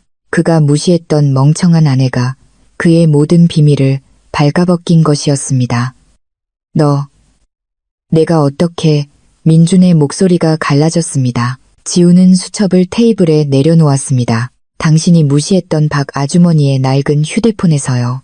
아주머니가 전부 녹음했어요, 여보. 당신의 더러운 계획, 고모와의 통화, 전부 다요. 민주는 검은 수첩을 보다가 지우의 얼굴로 시선을 옮겼습니다. 서서히 민준의 얼굴에서 두려움의 표정이 사라지고 훨씬 더 끔찍한 표정으로 바뀌었습니다. 막다른 골목에 몰린 자의 표정이었습니다. 그는 웃었습니다. 작은 웃음이 곧 크고 미친 웃음으로 변했습니다. 와, 내 아내가 똑똑했네. 내가 잘못 봤어. 민주는 현관으로 걸어가 문을 잠그고 열쇠를 주머니에 넣었습니다. 그리고 부엌으로 걸어가 나무 블록에서 고기 써는 칼을 꺼냈습니다. 네가 모든 걸 알았으니 이제 더 이상 연기할 필요도 없겠네. 안 그래? 민준이 손에서 칼을 빙빙 돌렸습니다. 눈이 흉포하게 빛났습니다. 난 그 돈이 필요해, 지우. 그리고 난 그걸 손에 넣을 거야. 네가 순순히 서명하든 아니면 내 시체에 지장을 찍어서든 선택은 내 몫이야, 여보. 지금 이 서류에 서명해. 안 그러면 저 앞에 있는 조폭들이 내 시체를 발견하고 자기들이 널 죽였다고 생각하게 만들어 줄게. 민준이 앞으로 다가왔습니다. 지우는 그대로 앉아 있었습니다. 그녀는 도망치지 않았습니다. 그녀의 오른손이 천천히 테이블 아래로 내려가 그곳에 붙여둔 무언가를 쥐었습니다. 내가 그렇게 멍청할 것 같아, 여보? 살인자와 아무 준비 없이 로맨틱한 저녁 식사를 할 만큼 식당의 불이 갑자기 모두 꺼졌습니다. 순식간에 완전한 어둠이 식당을 삼켰습니다. 우연히 불이 꺼진 게 아니었습니다. 지우가 준비한 것이었습니다. 식탁 아래 그녀의 오른쪽 무릎 바로 옆에 그녀는 거실 메인 스위치에 연결된 스마트 플러그를 붙여두었습니다. 그녀가 냅킨 뒤에 숨긴 휴대폰 앱을 한번 탭하는 것만으로 그녀는 전력을 차단했습니다. 젠장, 지우, 불 켜. 민준의 공황과 분노에 찬 외침이 울려 퍼졌습니다. 의자가 뒤로 밀리며 긁히는 소리가 요란하게 들렸고 이어서 고기 써는 칼이 원목 식탁을 쿵 하고 내리치는 소리가 났습니다. 민준은 맹목적으로 칼을 휘둘렀습니다. 지우는 대답하지 않았습니다.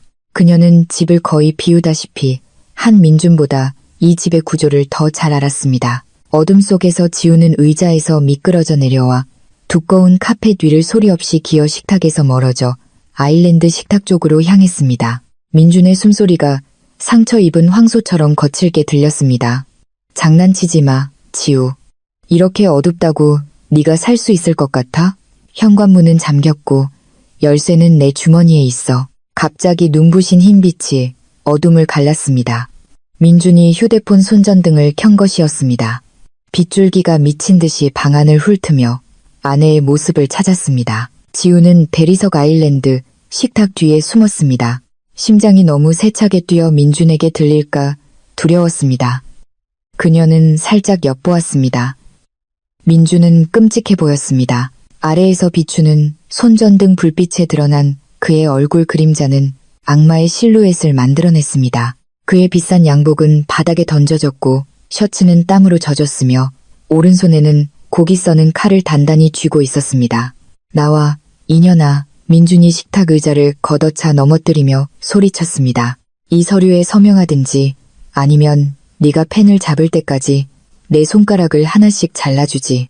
밖에서는 철제 대문을 세게 두드리는 소리가 들렸습니다. 쾅! 쾅! 쾅! 민준 씨, 나와. 안에 있는 거 다 알아. 백 회장의 조폭들이 외치는 소리가 희미하지만 선명하게 들렸습니다. 그들은 인내심을 잃기 시작했습니다. 민준은 창백한 얼굴로 앞 창문을 돌아보았습니다. 그는 궁지에 몰렸습니다. 앞에는 죽음을 몰고 온 빚쟁이들이 있었고 안에는 그의 파멸의 열쇠를 쥔 아내가 있었습니다. 그 압박감에 민준의 이성은 완전히 끊어졌습니다. 이게 다 너 때문이야, 지우. 민준이 혼잣말처럼 중얼거렸습니다. 그는 부엌 쪽으로 걸어가며 손전등과 칼을 사방으로 휘둘렀습니다. 네가 인색하지만 않았어도 네가 내 부모처럼 더 일찍 죽었더라면 내가 이렇게 되지는 않았을 텐데. 지우는 옆에 있는 서랍을 더듬었습니다. 민준이 나갔을 때 낮에 준비해둔 무기를 찾았습니다. 칼은 아니었습니다. 남자와 칼싸움을 할 자신은 없었습니다. 그녀의 손이 차가운 원통에 닿았습니다. 휴대용 소형 소화기와 호신용 최루액 스프레이였습니다. 민준은 점점 더 가까워졌습니다.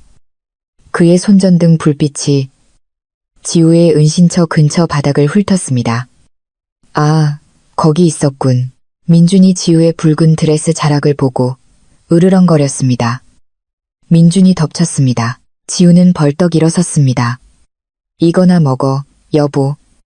지우는 소화기 내용물을 민준의 얼굴에 정통으로 분사했습니다. 하얀 화학 분말이 세차게 뿜어져 나와 공기를 가득 채웠고 시야를 흐리게 하고 숨을 막히게 했습니다. 악, 내 눈. 민준이 비명을 지르며 칼을 떨어뜨렸습니다. 그의 손은 반사적으로 따가운 눈을 비볐고 펜은 분말에 질식했습니다. 지우는 시간을 낭비하지 않았습니다. 그녀는 떨어진 칼을 냉장고 및 깊숙이 걷어차고 계단으로 달려갔습니다. 그녀의 목표는 2층 안방 욕실, 그녀의 마지막 방어선이었습니다. 지우는 숨을 헐떡이며 계단을 뛰어 올라갔습니다. 긴 드레스가 움직임을 방해하자 그녀는 더 빨리 뛸 수 있도록 허벅지까지 치맛자락을 찢었습니다. 아래층에서는 민준이 여전히 기침을 하며 지우가 교양 있는 남편의 입에서 나올 것이라고는 상상도 못했던 거친 욕설을 내뱉고 있었습니다. 지우, 죽여버릴 거야. 무거운 발소리가 계단을 따라 쫓아오는 소리가 들렸습니다. 아드레날린이 민준의 눈의 고통을 이겨낸 것이었습니다. 그는 미친 포식자처럼 쫓아왔습니다. 지우는 안방 문을 세게 닫고 잠근 뒤 안쪽 욕실로 달려갔습니다. 욕실 문도 잠갔습니다. 이중 보호였지만 나무 문이 민준의 힘을 오래 버티지 못할 것이라는 것을 알았습니다. 지우는 욕조를 밟고 올라가 떨리는 손으로 천장에 환풍기 덮개를 열었습니다. 안으로 손을 뻗어 박 아주머니의 폴더폰과 미리 연결해둔 작은 보조 배터리를 꺼냈습니다. 휴대폰이 켜졌습니다. 지우는 단축 다이얼 1번을 눌렀습니다. 그 번호는 경찰서가 아니었습니다. 평범한 가정폭력 신고는 경찰이 대응하는데 시간이 걸릴 수 있었습니다. 그것은 그녀의 아버지의 오랜 변호사이자 지역 경찰서장과 직접적인 연줄이 있는 조 변호사님의 번호였습니다. 변호사님, 도와주세요. 민준 씨가 저를 죽이려고 해요. 지우가 낡은 휴대폰 마이크에 대고 소리쳤습니다. 방문 밖에서 거센 충격음이 들렸습니다. 민준이 문을 부수고 있었습니다. 쾅, 한 번, 쾅, 두 번. 방문이 열렸습니다. 이제 민준은 욕실 문 앞에 있었습니다. 열어, 지우. 경찰에 신고해봤자 소용없어. 민준이 문 너머에서 소리쳤습니다. 저 앞에 있는 조폭들이 경찰보다 먼저 들어올 거야. 걔들이 들어오면 우리 둘 다 죽어. 집문서 줘. 내가 그걸 걔들한테 담보로 줄게. 그게 우리가 살 유일한 방법이야. 지우는 욕실 구석으로 물러났습니다. 그녀는 자신의 목소리를 감추기 위해 샤워기를 최대한 세게 틀었습니다. 그리고 다시 휴대폰에 대고 말했습니다. 그가 문 앞에 있어요, 변호사님. 흉기를 들고 있고요. 자금 횡령과 서명 위조를 자백했어요. 제가 오늘 밤 죽는다면 이걸 제 유언으로 녹음해주세요. 버텨요, 지우 양. 내가 지금 형사팀과 함께 가고 있소. 전화 끊지 마시오. 조 변호사님의 단호한 목소리가 전화기 너머에서 들렸습니다. 갑자기 침실 창문이 쨍그랑하며 산산조각 났습니다. 민준이 깬 것이 아니었습니다. 소리는 바깥 발코니에서 들려왔습니다. 조폭들이었습니다. 그들은 담장을 넘어 2층 발코니로 올라온 것이었습니다. 민준은 욕실 문 앞에서 얼어붙었습니다. 그는 등 뒤에서 유리 깨지는 소리를 들었습니다. 상황이 급변했습니다. 이제 민준은 빚쟁이들과 함께 침실에 갇혔고 지우는 욕실에 안전하게 잠겨 있었습니다. 와, 민준 씨, 찾기 되게 힘드네. 한 남자의 무거운 목소리가 들렸습니다. 백 회장님이 안부 전하래. 지우는 숨을 참고 귀를 문에 댔습니다. 잠깐만요, 형님. 민준의 목소리가 공포에 질려 들렸습니다. 그의 어조는 애처롭게 변했습니다. 저한테는 아무 짓도 하지 마세요. 제 아내가 욕실 안에 있어요. 걔가 집문서를 가지고 있어요. 문 부수고 집문서 가져가세요. 그거 다 형님들 거예요. 지우의 눈에서 눈물이 흘렀습니다. 마지막 순간까지도 남편은 자신을 희생양으로 삼으려 했습니다. 민주는 정말 쓰레기였습니다. 더 이상 사랑은 남아있지 않았습니다. 오직 깊은 혐오감만이 존재했습니다. 비켜. 조폭의 목소리가 들렸습니다. 쿵, 거센 발길질이 욕실 문을 강타했습니다. 문에 금이 갔습니다. 욕실 문은 두꺼운 PVC로 만들어졌지만 건장한 성인 남성의 발길질을 견디도록 설계되지는 않았습니다.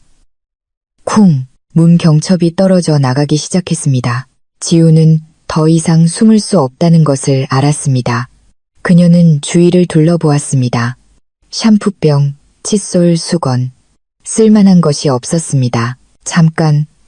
머리 펴는 기계, 고데기, 오후에 화장할 때 썼던 것이 세면대 근처 콘센트에 아직 꽂혀 있었습니다. 표시등이 빨갛게 켜져 있었습니다. 최고 온도 230도. 지우는 코드를 뽑고 마치 뜨거운 단검을 쥔 것처럼 손잡이를 단단히 쥐었습니다. 쾅! 욕실 문이 부서졌습니다. 가죽 재킷을 입은 조폭이 들어섰습니다. 그의 승리에 찬 미소가 끔찍하게 보였습니다. 그의 뒤에는 남은 소화기 분말로 얼굴이 하얗게 된 민준이 떨며 서 있었습니다.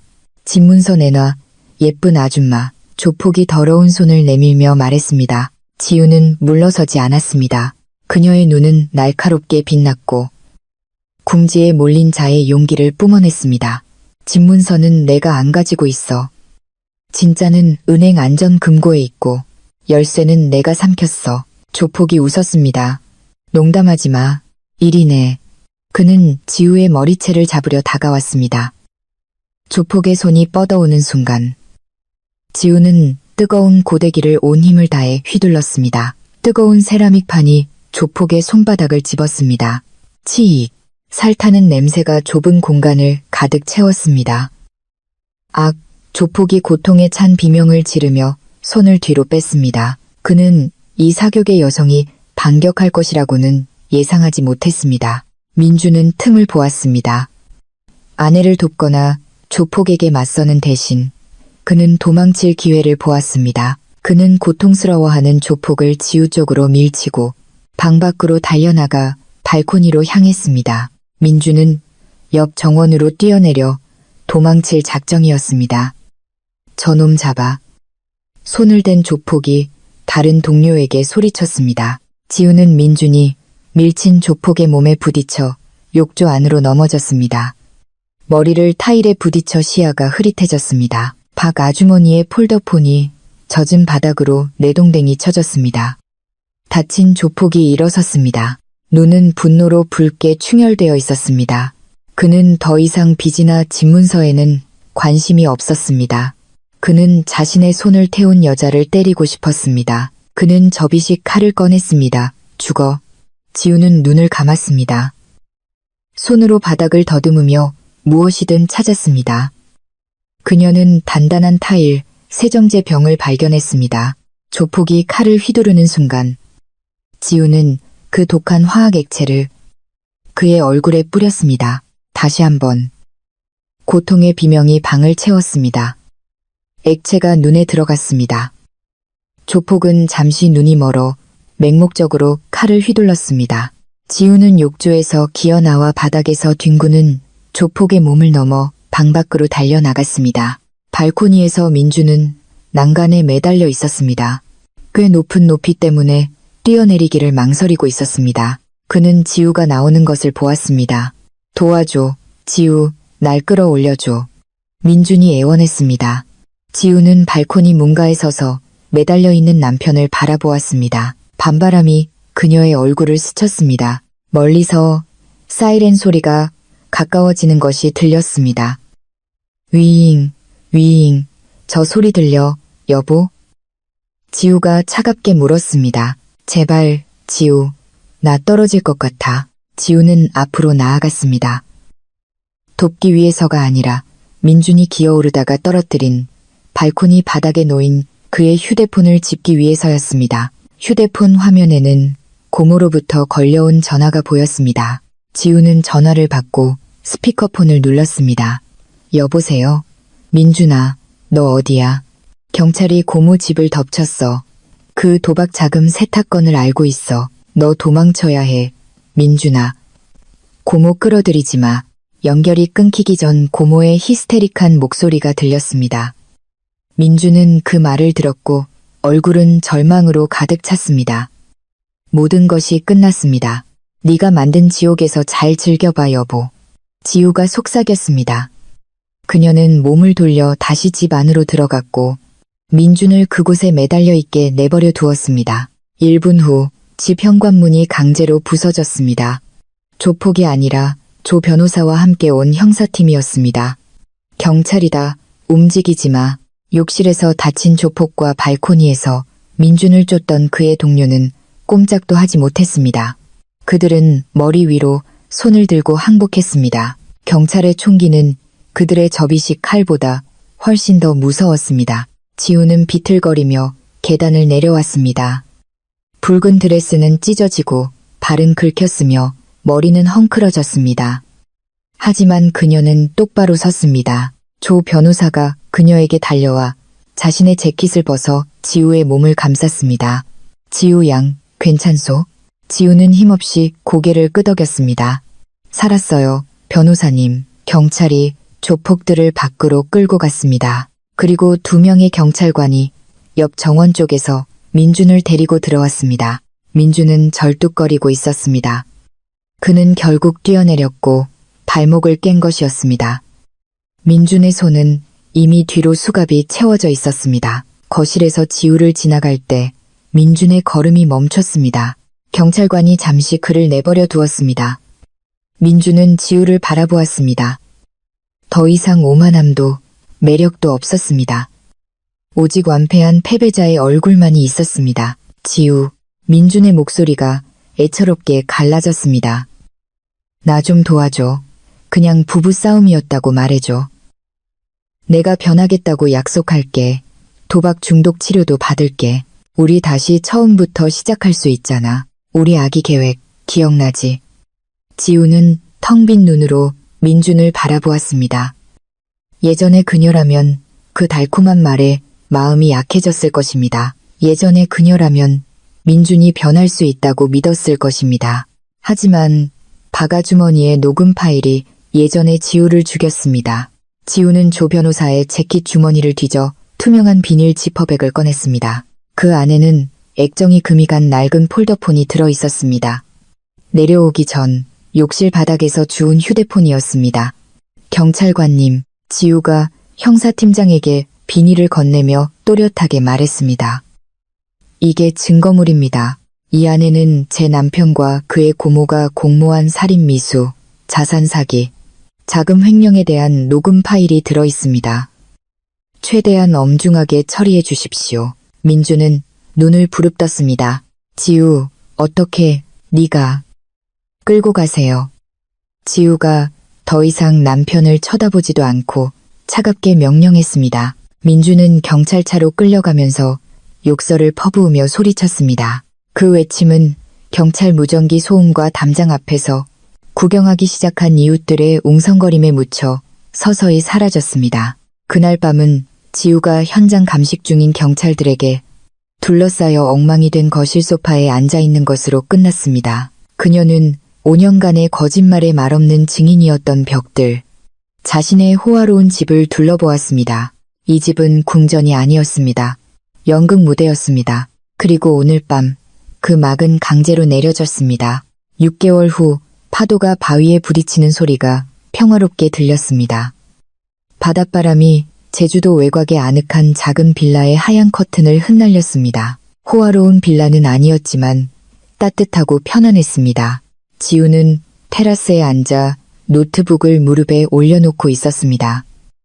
그녀는 새로 시작한 사업의 보고서를 확인하고 있었습니다. 간신히 지켜낸 개인 저축금으로 시작한 온라인 부티크였습니다. 법적 절차는 길고 피곤했지만 결과는 만족스러웠습니다. 민준은 살인미수, 사기, 가정폭력, 절도 등 여러 혐의로 12년형을 선고받았습니다.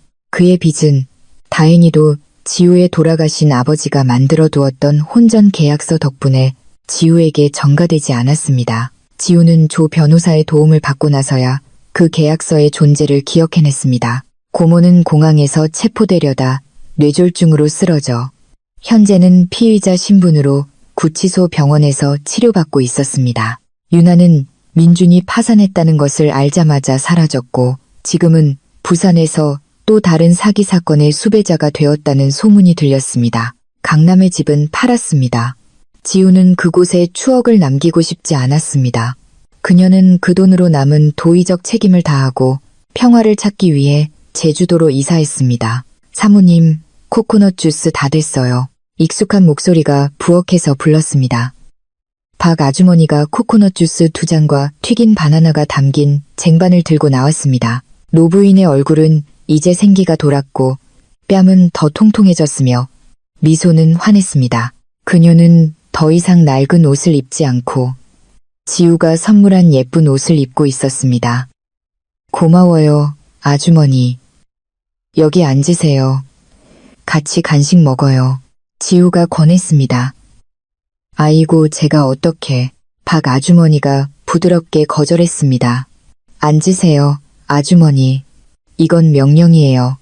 지우가 농담을 던졌습니다. 박 아주머니는 웃으며 지우 옆 라탄 의자에 앉았습니다. 지우는 노트북을 닫았습니다. 그녀는 테이블 서랍에서 무언가를 꺼냈습니다. 작은 선물 상자였습니다. 이건 아주머니 거예요. 일주일 늦었지만 생일 선물. 박 아주머니는 조심스럽게 상자를 열었습니다. 그녀의 눈이 동그래졌습니다. 안에는 맑고 넓은 화면을 가진 최신 스마트폰이 들어 있었습니다. 세상에, 사모님, 제 예전 휴대폰도 아직 쓸만한데요. 그 예전 휴대폰은 은퇴했어요, 아주머니. 그건 참전용사 영웅이니까요. 지우가 미소 지었습니다. 그녀는 빌라 거실 벽에 걸린 작은 유리 액자를 가리켰습니다. 그 액자 안에는 액정이 금이 가고 배터리를 고무줄로 묶은 낡은 폴더폰이 전시되어 있었습니다. 그 휴대폰은 더 이상 켜지지 않았지만 기념비처럼 보관되었습니다. 그 작고 가치 없어 보이는 물건이 그들 두 사람의 목숨을 구한 것이었습니다. 그 휴대폰이랑 민준 씨를 녹음한 아주머니의 용기가 아니었다면 아마 전 지금 이 세상에 없거나 서울에서 미친 노숙자가 되었을 거예요. 지우가 박 아주머니의 주름진 손을 잡았습니다. 박 아주머니는 눈물을 닦았습니다. 저는 그냥 옳은 일을 했을 뿐이에요, 사모님. 하느님은 주무시지 않아요. 나쁜 사람은 벌을 받고 착한 사람은 구원받는 법이죠. 네, 아주머니. 하지만 때로는 착한 사람도 살아남기 위해 순진함을 버려야 해요. 지우가 덧붙였습니다. 그들은 함께 석양을 감상했습니다. 하늘은 주황색과 보라색으로 물들었습니다. 너무나 아름다웠습니다. 지우는 깊은 숨을 들이쉬며 자유의 공기를 마셨습니다. 그녀는 더 이상 순종적인 멍청한 아내가 아니었습니다. 그녀는 더 이상 희생자가 아니었습니다. 마음의 상처는 아마 그 폴더폰 액정의 금처럼 완전히 아물지 않았을지도 모릅니다. 하지만 바로 그 금이 빛이 들어오게 했고 그녀가 세상을 더 명확하게 보게 만들었습니다. 내일 우리 시장 구경 갈까요, 아주머니? 지우가 물었습니다. 네, 사모님. 박 아주머니가 활기차게 대답했습니다. 지우는 미소 지었습니다. 그녀의 새 휴대폰이 진동했습니다. 부티크 주문 알림이 쉴 새 없이 들어왔습니다. 인생은 계속되었습니다. 그리고 이번에는 지우가 자신의 이야기에 완전한 주도권을 쥐고 있었습니다. 여러분은 어떻게 생각하시나요? 만약 여러분이 마지막에 용서를 비는 민준을 본 지우의 입장이었다면 과거에 좋았던 기억을 생각해서 그를 용서하시겠습니까? 아니면 감옥에서 죗값을 치르게 하시겠습니까? 댓글에 용서 혹은 감옥이라고 적어 여러분의 생각을 알려주세요. 여러분이 얼마나 단호한지 궁금하네요.